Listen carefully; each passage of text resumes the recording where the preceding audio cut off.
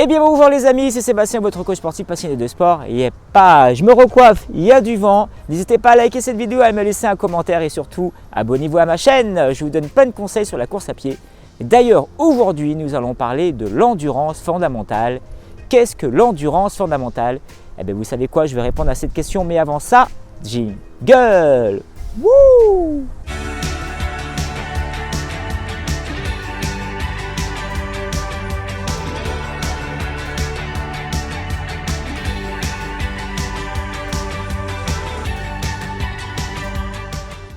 Qu'est-ce que l'endurance fondamentale? L'endurance fondamentale est un élément essentiel de votre entraînement pour vous, les runners.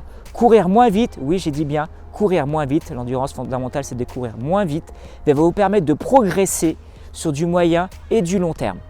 Alors les bienfaits de l'endurance fondamentale, j'ai une bonne surprise pour vous les runners, eh bien, ça va muscler votre cœur. Votre cœur va être beaucoup plus fort.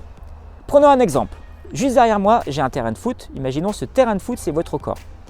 Eh bien, pour pouvoir arroser tout le terrain de foot, eh bien, il va devoir mettre, imaginons je mets une petite pompe, eh bien, je vais devoir mettre 120 pulsations, 120 coups pour arroser tout le terrain. Maintenant je mets une grosse pompe. Eh bien, imaginons cette grosse pompe, forcément elle a des alvéoles plus importantes, eh bien, elle va passer de 120 à 100. Eh bien, l'endurance fondamentale c'est exactement la même chose pour votre corps. Au jour d'aujourd'hui, si vous débutez la course à pied, eh bien, vos alvéoles, forcément, votre cœur n'est pas forcément musclé. Donc, pour un entraînement normal que vous faites, vous courez, eh bien, vous mettez, je ne sais pas, vous avez 130 pulsations minutes. Le fait de courir lentement, votre cœur va se muscler, il va grossir, les alvéoles vont grossir. Et au lieu de faire 130 ou 120 coups à la minute, il va passer peut-être à 115, après 110, après 100, etc., etc. Voilà les bienfaits de l'endurance fondamentale, ça muscle votre cœur. Alors à quelle allure je dois courir pour faire mon endurance fondamentale? Je vous dis les amis, les sportifs, donc pour l'endurance fondamentale, il y a peut-être pour vous les débutants une certaine frustration, je vais vous expliquer ça, pourquoi dans quelques instants. Je vous conseille plutôt de vous fier par rapport à votre fréquence cardiaque et non pas par rapport à votre VMA, ce sera beaucoup plus fiable et beaucoup mieux pour travailler. Alors, en fin de compte, l'endurance fondamentale, il faut travailler entre 70 et 75% de votre FC max. Donc imaginons vous avez 30 ans, vous faites 220 moins 30, et bien ça fait 190 pour vous messieurs. Pour mesdames c'est un peu plus haut, c'est 226 moins votre âge.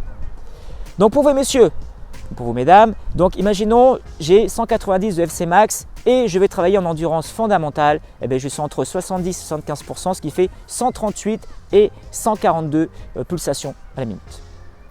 Imaginons, chouette, aujourd'hui j'attaque mon endurance, voilà, je vais attaquer ma séance, je suis super content, je suis ravi, je commence à courir et là je regarde mon capteur, je suis à 150. Eh bien, je vous dis tout de suite, les amis les sportifs, vous allez devoir marcher pour rester dans cette zone cible si vous voulez progresser en endurance fondamentale. Et vous allez voir par contre, vous allez progresser assez rapidement, vous allez voir peut-être au bout des semaines, au bout d'un mois, eh bien, pour rester dans cette zone cible entre 138 et 142, eh bien, la première fois, peut-être vous allez marcher et peut-être que d'ici un mois, pour rester dans cette zone cible, vous allez trottiner. Et là, ça veut dire quoi? Ça veut dire que votre cœur s'est musclé, comme je viens de dire tout à l'heure. Les alvéoles sont un peu plus grosses et vous avez progressé. Alors, combien de fois par semaine faut-il de faire de l'endurance fondamentale? Là, on est focus, les amis, les runners. Vous avez un plan d'entraînement, vous voulez vous lancer dans votre première course. Je dirais de faire ça au moins une fois par semaine. Si vous êtes débutant, faites-le 2 fois. Au niveau de la durée, ça ne sert à rien de faire ça longtemps. 1 heure, c'est amplement suffisant, entre 45 minutes et 1 heure d'endurance fondamentale. Vous pouvez aussi l'insérer, si vous le faites une fois par semaine, vous pouvez l'insérer aussi dans vos séances fractionnées pendant votre échauffement. Lorsqu'on s'échauffe, lorsqu'on fait une séance fractionnée, on ne part pas tout de suite au taquet. Donc vous êtes pendant 15, 20 minutes, voire 30 minutes en endurance fondamentale et après vous faites vos éducatifs et ensuite vous attaquez votre séance. Et idem pour la récupération après la séance fractionnée, et pareil, vous récupérez, vous remettez en endurance fondamentale pour faire redescendre les fréquences cardiaques. Lors de la sortie du dimanche, la sortie longue, en fonction de la course que vous devez faire, forcément vous ne partez pas comme une balle au taquet tout de suite.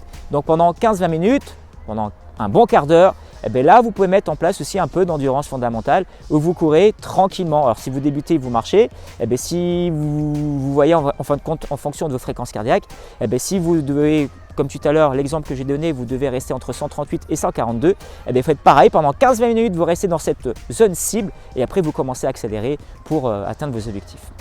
Voilà les amis, voilà les sportifs, je vous dis à bientôt pour une prochaine vidéo. N'hésitez pas à liker, à me laisser un commentaire et abonnez-vous. Allez, ciao, à bientôt.